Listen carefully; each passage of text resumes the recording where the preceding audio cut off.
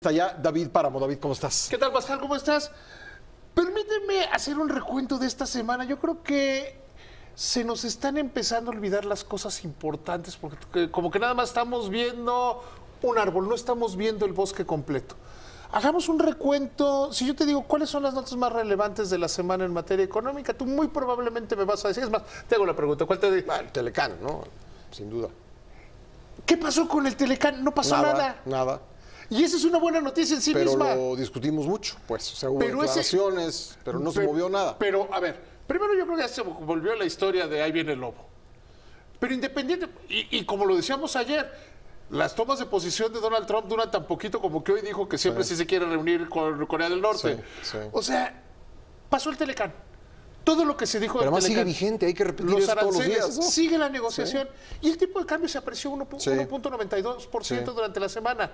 O sea, entonces vamos a hacer segunda noticia, que también pasó medio perdida. La inflación. La inflación está en 4.46 y la inflación subyacente, que es más relevante, bajó incluso más de lo que esperaba Banco de México. Hace unos minutos en el programa de radio, en Imagen Radio, entrevistaba a Alejandro Díaz de Niebla, al gobernador de Banco de México, y decía, vamos totalmente en línea, y por eso la decisión de política monetaria que se anunció esta misma semana fue mantener sin cambio la tasa de interés, porque estamos viendo que a pesar del proceso electoral, las incertidumbres, la modernización del tratado, la inflación está bajando en línea a lo que se esperaba. Un poco menos, ¿no? Bajando un poco menos. Pero eso es ya ponernos muy exquisitos. Porque además es el consenso de los analistas, pues a los que les preguntan, pero además el consenso es la mediana, no es el promedio. Sí. Por eso de repente hay alguien que en Twitter pone los que más se equivocaron, los que menos se equivocaron, y con eso. Entonces, el promedio de los analistas a mí me parece medio exquisitez. Pero el hecho concreto es que hoy la inflación está en 4.46 y en diciembre estaba en 6.77. Sí, así es. Ya la inflación ya estaba en 6% a estas alturas del año pasado. Una gran noticia. Vimos esta que yo insisto, se nos está de repente perdiendo las zonas económicas especiales. Van a empezar a operar antes de 60 días. O sea, independientemente de las elecciones, hay 13 empresas que ya dijeron, yo tengo 7,100 millones de dólares dispuestos para generar 800, porque la regla de saque es, tienes que invertir 90 millones de dólares de saque, más generar 800 empleos, más tomar 20 hectáreas, más comprometerle a comprar 70% a proveedores locales. Las zonas económicas especiales, Pascal, son sin lugar a dudas el gran detonador. Tú y yo lo hablamos mucho de, oye, ¿cómo le hacemos para que México se parezca, para que todo el sur-sureste se parezca más a Aguascalientes y Querétaro y el Bajío? Así. Y las zonas económicas especiales. Oye, ¿qué empresas son? La única que hasta el momento se conoce es Mittal en Lázaro Cárdenas, que es lógica. Sí, o sea, se está buscando Gerardo Gutiérrez Candiani, quien es el presidente de las zonas económicas especiales, dice que están empresas de tecnología, empresas de agroindustria, porque hay un gran potencial exportador en las agroindustrias y son altamente generadoras de mano de obra. Entonces, vemos esa gran noticia, que esa se nos perdió por andar ahí en el... Y hoy se da a conocer las exportaciones abril. Sí. Crecimiento del 17% de las exportaciones mexicanas. Las agrícolas, 12%. O sea, entonces... Son grandes noticias. Son las mayores exportaciones desde hace casi 7 años. Entonces, ¿qué quiere decir? ¿Cuál es la economía que estamos viendo? O sea, ¿qué queremos ver de la economía y qué queremos ver del país? Al sumar todas estas noticias económicas, a mí me queda claro que es un país que está creciendo. Lo demuestra el Producto Interno Bruto que se dio a conocer esta misma semana, con el 2.3%. Un crecimiento del 2.3% nos lleva a 34 trimestres consecutivos de crecimiento de la economía.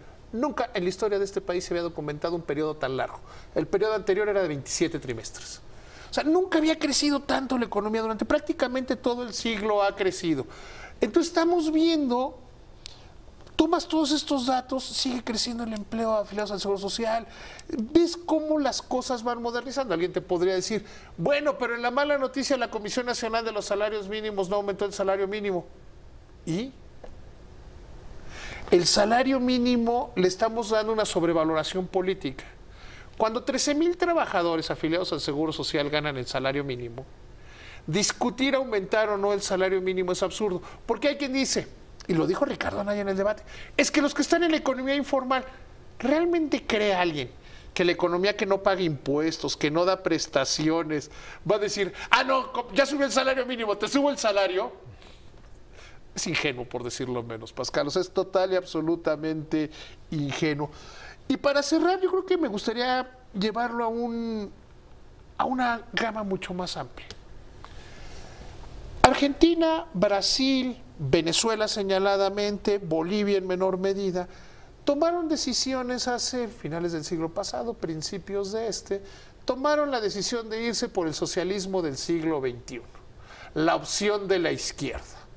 México y Colombia tomaron decisiones distintas. Y Chile.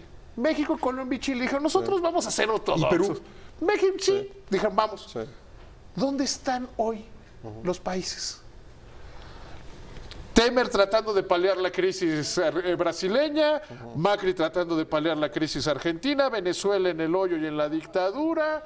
O sea, vemos una gran tragedia en todos lados.